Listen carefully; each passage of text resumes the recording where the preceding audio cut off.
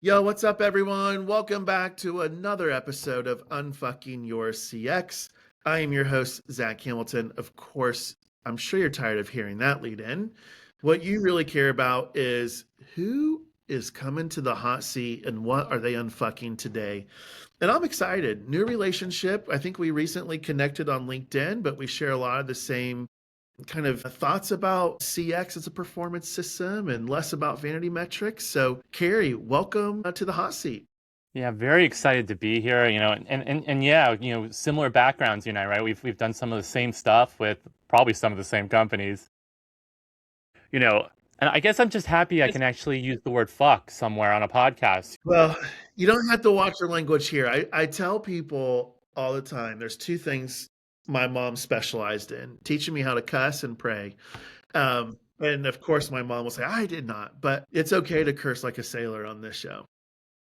That is fucking great. So, Cary, before we get started, a lot of these conversations, they typically come up in a safe space where we can really start to just either rant about something or talk about the future. So, where does that typically happen for you? Is it in a bar? Is it in your favorite restaurant? Where's this taking place? My radar is always on. It could be, dropping in somewhere or doing something. But I'll tell you where I kind of got rubbed, in the last couple of months. I actually had to go and have a procedure, healthcare. I walked in and everything went great. I'm going to be honest. When we talk about experiences, no one ever expects to celebrate a customer experience when it comes to having a medical procedure. But really, from the phone call to set up all the way through to the end, I was like, they've got their shit together. They made me feel calm, important. And then what do I get hit with 2 days after? I get hit with the survey. Now, look, I have a survey background. I think there's a place and time for it. So, what did I do? I filled it out. I wanted to celebrate the nurses, the doctor, everyone that kind of engaged with me in that experience. I remember names. I wrote names down and everything, and I sent it off into that black hole, a voice of the customer. And I guess it's just you keep hoping. I feel like the hopeless romantic who keeps doing these acts of affection and love, and they just never come back. Nothing. Like no one got back to me. Even with the one comment that was critical, I expected someone to reach out and say something to me. And it's these voice of the customer programs that have no voice back at all. I love that. It's one of these things where I used to never reply to surveys, even as I was, leading customer experience at Aaron's and in my time now being on the other side and the software side. Now I like to reply to them just to see if they'll close the fucking loop. It's like it's a game to me, right? Of will you close the loop? And even to your point, the positive feedback. Even if you're giving positive feedback, the most unfortunate piece with that, Carrie, is that those doctors and nurses probably didn't even get a high five. Yeah, yeah. Because really, when we're talking about it, who you really want to celebrate are the people in Yeah. the process, right? Listen, the company's going to make millions. We know that. They're going to be fine one way or another. But it's the people that show up every day who are like, I want to do a great job. And someone recognized that. Do they even get recognized from that feedback? Yeah, and the other piece to it too is think about just kind of that emotional connection piece, right? With you of even if they just would have followed up with you and said, "Hey, Carrie, we got it. Thank you so much for giving us this feedback." They could have just said, "How are you feeling today?" And think about it, right? Like that's another just emotional deposit in the bank account that creates trust and that connection. Yeah. They didn't do it. Yeah, yeah. But again, if I had raised hell, if I had complained, if I had 12 complaints, I'm sure everyone would have known about that, right? Hopefully, well, Hopefully. hopefully they would have known about that. But it's like what I love about this topic is, VOC with no VOC back is sometimes I feel like we're just on this set it and forget it mode. And why do you think that's happening? This is going to sound very, very crummy, but I think more and more removing the messy part of CX and of organizations is what most companies want to do. And it's people. People are messy. We all wake up with our own mood, our own opinion. We all do things slightly differently. And that's a mess that most companies don't want to deal with. If it was up to them, they think AI is a solution. I think it's a multiplier of dysfunction. If something's broken, it doesn't fix it. It just amplifies it.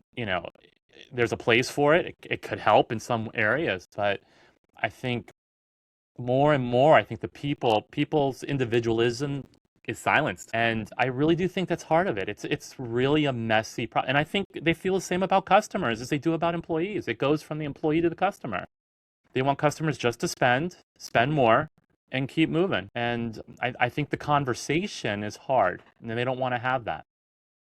Yeah, I hear you on this, but it's what keeps coming up in my mind is yet you hear on the two different sides, you hear on earnings calls, you know, customer loyalty is important to us and we want to build the trust and all the fluffy side that our execs talk about. And then you hear the CX leaders, which let's be honest, right? Like we've made CX very fluffy. They only want to talk about emotional connectedness and trust as currency and not the P&L. So when you think about that, to me it's this reckoning that has to happen of, hey, if you want that human to human connection, there are it is messy. Yeah. Yeah. And again, you talk about headlines. Every headline I read is what you're saying, right? That the customer's voice is going to be so important to strategic decisions coming forward. In a hard economy, each customer counts. But I mean, I still think it comes back to a lot of frontline people, a lot of people in the middle are getting drowned in dashboards and metrics and data, not in development or investment in how to deal with the messy. Yeah, Companies just don't help people anymore engage with one another. absolutely, absolutely. Even I think about CXers in our own discipline, where you think about, okay, how do I frame customer frictions or just negative comments into business problems? Just that framework. Very, very few know how to do that. And if you can't do it, you're not going to get attention at the C suite, which means you're not going to get anything prioritized. And no, by the way, you're not the one that can get it prioritized. It has to be your cross-functional partners because they own the P&L, they own, the resources to do it. And so even us as a discipline, Cary, like I'm curious if they just launch VOC and they don't return VOC back, then what the fuck are they even doing? Well, I think it goes back to really to kick off what you said, the vanity score. If it's good, they publish it, they celebrate it, look how they pat themselves on the back and move on. But it's a metric in a vacuum, right? It's siloed from the real business. And how transparent are some of these companies willing to be with all their metrics, internally and externally for that matter? Yeah. Yeah, absolutely. So let's think about this. All right. You've been unfucking this for a career. So what's the first player tip that you have for all of our listeners? Yeah, I think it's really important if you're going to develop a VOC, any kind of voice of the customer program, you do it around either an SLA or some type of process. Analysis comes second. But at the end of the day, if feedback comes in, you have to have the ability for your team to do something about that. See it, do something about it, and act on it. And there should be times around that. It's not when it's convenient or cherry picking who gets that survey. It's really like any feedback that comes into your VOC, anything at all, you do something with it. And I Yeah. think that's, yeah, I think that's, look, to me, if you really think about, I love it where it's just take action, do something, right? Like customer experience is a verb. I mean, it is the act of doing something with the voice of customer coming in. And I think we've confused that, Cary, where it's like everyone believes VOC is CX, and they're two different things. yeah. Yeah, and it's almost like a paralyzed. They're paralyzed, right? Because they don't know if they should act or not. Too. It's almost you have to give them permission to be able to do that. And there's a fear of doing the wrong thing. I think that's another factor that comes into this. Because listen, we hire great people supposedly, right? I mean, we go through this whole process of putting really great people in front of our customers. They are the face of your business. But when it comes down to times that matter, we seem to kind of hold them back or don't let them act with their real instincts of what they want to do. It's that fear of messing up, right? It's because we don't have a safe space at work, but yet we want to transform the business. Well, when it comes to transformation, you have to be able to have that failure. Yeah, I'm with you on that. I think about just, do your teams have the autonomy to make a decision? right. Or Right. does it, or does And it do you celebrate the mistakes? I yeah, mean, Isn't that being brave? Let them do what they think is right, celebrate that they did something, and then move on from there. Yeah, absolutely. What's the so player tip number one's all about action. What's player tip number two? All right, so this one is really simple. And it's, I think this goes back to childhood. You ask a question, you listen to the feedback, and then eventually you repeat it back. You at least take ownership of what you're going to do. So I really think companies, leadership all the way through, need to simply do one thing. You said this, we did this. Accountability, right? If you're going to give me feedback in any way or form, it could be anywhere from product to billing to the temperature of a waiting room. It doesn't matter. We heard you say this, and this is what we did about it. And it could be done at a global scale where maybe once a quarter you put out, here are our top 3 or 4 things. So even if my particular individual feedback wasn't there, at least I know they're listening to the masses and they prioritized what they heard and what they're doing about it. Yeah, I it it seems so basic, right? I love the piece that you framed it in the accountability. So the accountability to actually do something. But first to listen. I think that's why we got two ears and one mouth. Where I even just say, if you're not going to take action on this specific question, then why are you even asking it on a survey? And if you're only sending surveys to get an NPS benchmark, which don't get me started on NPS today, why are you even sending surveys, right? Especially like I love it when executives are like, it's all about trust, but yet they don't even respond to a survey. I don't know about you, Cary, but do you have any friends that have blown you off like several times that you even trust anymore? Well, you were thinking the same thing I'm thinking. 'Cause I always associate to a relationship. Can you imagine coming home and saying to your significant other, "Hey, I love you. How was your day?" And that person is just dead silent, walks away from you? Either you're really up shit's creek, like you've done something so bad, Yeah. it's horrible, or there's something much deeper going on. And that's how so many organizations and companies now are treating their customers. Yeah. Well, look, think about it. We wonder why customer churn rate just continues to increase year over year. Well, look at divorce rates in the United States, right? Like, to your point, what relationship do you want to be in when there's no human connection and there's no accountability to listen and to empathize and to deeply understand? No wonder why our customers are going to a different brand because they want to see, will they treat their customers better? Yeah. Well, Zach, another metric is marriages are down. People are less likely now to get into a long-term relationship. You know what that means? I'm not loyal to your brand, right? They're not even committing to a brand anymore. Now it's the cheapest guy in town or the one who can produce something right now for me. Loyalty, which I think is tied directly to customer experience, is out the window. Yeah, I actually think loyalty's dead though. I think the traditional loyalty that we've all thought about is it's completely different to your point, right? So Cary, we think about okay, so it's action accountability. What's the third player tip? All right, so this one is really about empowering the team that needs to be empowered. And I really think it's I've seen this done, I've done this, but give your team the strength or the ability to make decisions in the issue, to fix issues. Even if it's a small budget that they're accountable to, going back to that second one, but give them the power to make decisions.